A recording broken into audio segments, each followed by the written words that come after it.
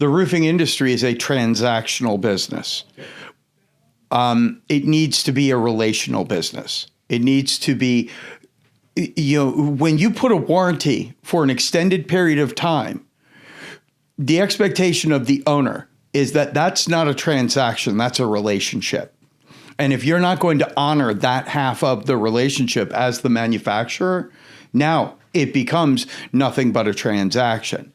For the manufacturers that are selling that first roof, you now have an uphill battle to try to get that next roof out of them because their expectation was a relationship, somebody who's going to be there for them.